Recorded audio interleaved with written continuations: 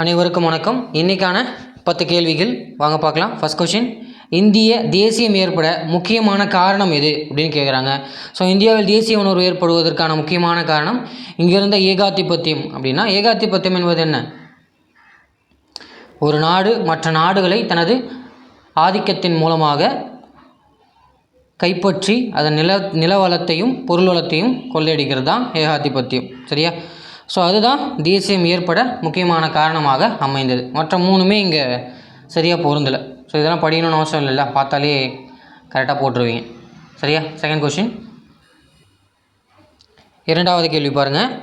பொதுவாக கிராமங்களில் உள்ள கட்டிடங்கள், மரங்கள் மற்றும் அரசு புறம்போக்கு நிலங்கள் போன்ற அரசு சொத்துக்களை பாதுகாக்கும் அதிகாரி யார் அப்படின்னு கேட்குறாங்க. சரியா? ஸோ இப்போ பொதுவாக ஒரு கிராமத்தில் அங்கே இருக்கிற அரசாங்க கட்டிடங்களாகட்டும் அல்லது மரங்கள் அல்லது அரசு புறம்போக்கு நிலங்கள், புறம்போக்கு நிலங்கள்னால் என்ன? அரசுக்கு உரிய நிலங்கள் இல்லையா? ஸோ அந்த சொத்துக்கள் எல்லாத்தையும் பாதுகாக்கக்கூடிய அதிகாரி யார்? கிராம நிர்வாக அலுவலர், VAO. சரியா? ஸோ இதுதான். So second question option A இங்கே சரியாக இருக்குது.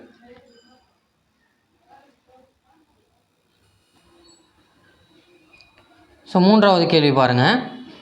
தமிழ்நாட்டில் வருவாய் நிர்வாகத்துறையின் பெயர் எந்த ஆண்டு வருவாய் நிர்வாகம் மற்றும் பேரிடர் மேலாண்மை மற்றும் தணிக்கும் துறை என்று பெயர் மாற்றம் செய்யப்பட்டது அப்படின்னு கேட்டிருக்காங்க. சரியா? ஸோ 2004 சுனாமி வந்ததுக்கு பின்னால் தான் ஸோ அது குறித்த பெரிய விழிப்புணர்வு ஏற்படுத்தவும், ஸோ அது முன்ஜாக்கிரதையாக இருக்கிறதுக்காகவும் தமிழ்நாடு வருவாய் நிர்வாகத்துறையின் பெயர் வருவாய் நிர்வாகம் மற்றும் பேரிடர் மேலாண்மை மற்றும் தணிக்கும் துறை அப்படின்னு பெயர் மாற்றம் 2005 செய்யப்படுது. சரியா? ஸோ இதுக்கு முக்கியமான காரணம் 2004 சுனாமி தான். சரியா? ஸோ இப்போ தேர்ட் கொஷின் ஆப்ஷன் சி இங்கே கரெக்டாக இருக்குது. ஸோ நான்காவது கேள்வி பாருங்கள். பணவீக்கம் என்பது கீழ்கண்ட எண்ணிலையை குறிக்கிறதுன்னு கேட்குறாங்க. ஸோ பணவீக்கம் அப்படின்னா என்ன அப்படின்னு கேட்குறாங்க. விலைவாசி உயர்வும் பணத்தின் மதிப்பு வீழ்ச்சியும். விலைவாசி உயர்வும் பணத்தின் மதிப்பு உயர்வும், விலைவாசி வீழ்ச்சியும் பணத்தின் மதிப்பு வீழ்ச்சியும், விலைவாசி வீழ்ச்சியும் பணத்தின் மதிப்பு உயர்வும்னு கேட்டிருக்காங்க. ஸோ இதில் எது சரியாக பொருந்தும்? விலைவாசி உயர்வும் பணத்தின் மதிப்பு வீழ்ச்சியும் அப்படின்னு சொல்கிறாங்க. சரியா? ஸோ பணவீக்கம்ன்றது என்ன? ஸோ இன்றைக்கி 1 கிலோ தக்காளி 20 ரூபா கொடுத்து வாங்குறீங்களா? ஸோ இது நாளைக்கு 1 கிலோ தக்காளி 30 ரூபா ஆகுது அப்படின்னு வச்சுக்கோங்களேன்.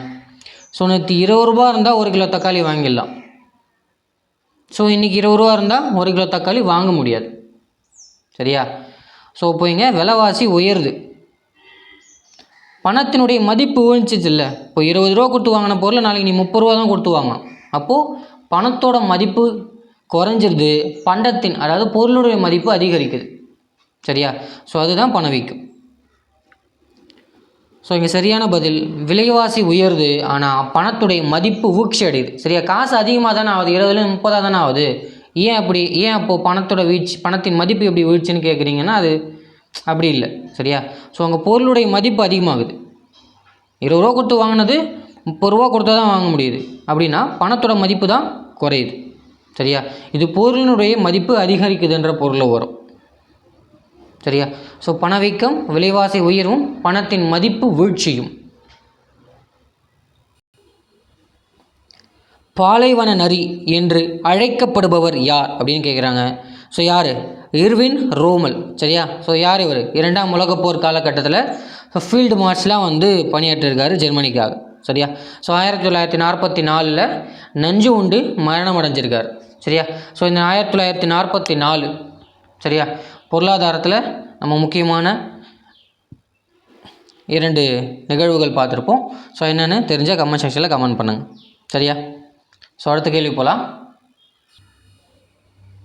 ஸோ அடுத்த கேள்வி, குடிமை சமூகத்தினை அரசிடமிருந்து பிரித்து முதலில் வேறுபடுத்திய அரசியல் சிந்தனையாளர் அப்படின்னு கேட்குறாங்க. சரியா?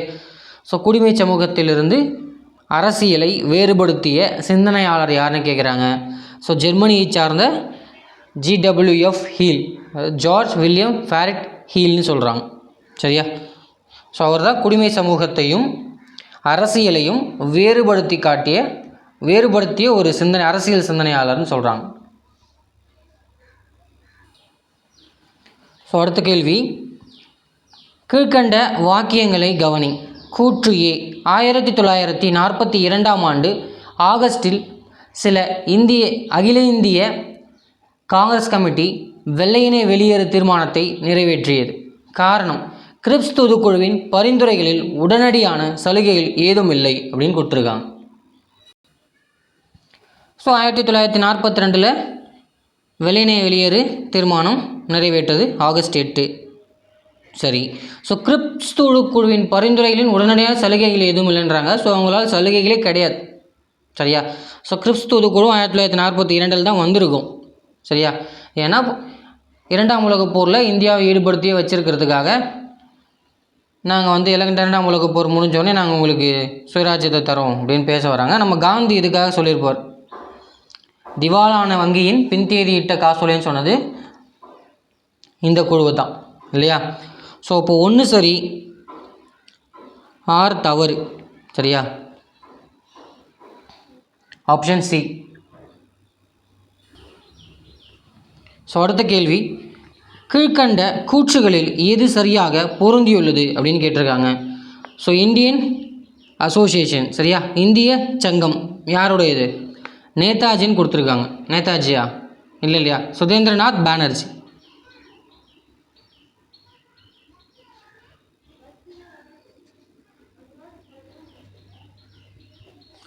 செகண்ட், செல்வ சுரண்டல் கோட்பாடு தாதாபாய் நவ்ரோஜி இல்லையா? ஸோ செகண்ட் ஒன் சரியாக இருக்குது. ஸோ ஆப்ஷன் பி இங்கே சரி. சரியா? ஸோ இந்திய பணியாளர் சங்கம் மகாத்மா காந்தின்னு கொடுத்துருக்காங்க. சரியா? ஸோ பட்டேல் வருவார் இல்லையா? அபினவ் பாரத் ஃபிரோஸ் ஷா மேத்தான்னு கொடுத்துருக்காங்க. ஸோ இது எனக்கு கன்ஃபார்மாக தெரியல, உங்களுக்கு தெரிஞ்சிருந்தால் கமெண்ட் செக்ஷனில் கமெண்ட் பண்ணுங்கள். அடுத்த கொஷின் போகலாம். ஸோ அடுத்த கேள்வி, சரியான விடையை தேர்ந்தெடு. 1857 பெரும் புரட்சியின் போது இந்தியாவின் கவர்னர் ஜெனரலாக இருந்தவர் யார் அப்படின்னு கேட்குறாங்க. ஸோ 1857 யார் இருந்தா? கானிங் பிரபு இல்லையா? ஸோ 1857 விக்டோரியா மகாராணியின் பேரறிக்கை இல்லையா? ஸோ இங்கிலாந்து நேரடியாகவே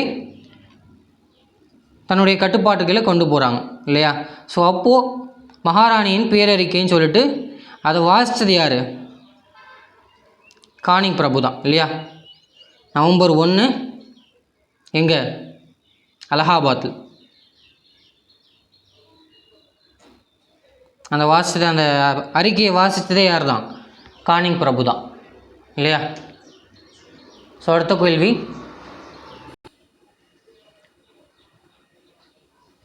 கேள்வி, ஒரு ஹெக்டர் என்பது எத்தனை ஏக்கர் அப்படின்னு கேட்குறாங்க. சரியா? ஸோ ஒரு ஹெக்டர் என்பது எத்தனை ஏக்கர்? 3.50, 2.47 ஏக்கர், 3.27, 2.57. சரியா? ஸோ ஒரு ஹெக்டர் எத்தனை ஏக்கரு? கிட்டத்தட்ட 2.5 ஏக்கருக்கு சமம். சரியா? 2 ஏக்கரு 47 சென்ட் கரெக்டாக ஒரு ஹெக்டர் சொல்கிறாங்க. சரியா? ஸோ இப்போ ஒரு ஹெக்டர் எவ்வளோ? 2 ஏக்கரு 47 சென்ட். சரிங்களா? ஸோ ஒரு ஹெக்டர் எத்தனை ஏக்கர்னு தெரிஞ்சு வச்சுக்கணும், எத்தனை சதுர கிலோமீட்டர்னு தெரிஞ்சு வச்சுக்கணும். சரியா? ஸோ ஒரு ஹெக்டர் எத்தனை சதுர கிலோமீட்டர்னு சொல்லிட்டு ப்ரீவியஸ் இயரில் கேட்டிருக்காங்க. ஸோ நம்ம அதை பார்க்கலாம். சரியா? ஸோ கொஞ்சம் கொஞ்சமாக பார்த்துட்ருக்கோம் இல்லையா? ஸோ இன்றைக்கான 10 கேள்விகள் பார்த்துட்டோம். ஸோ நாளைக்கு பார்க்கலாம். நன்றி.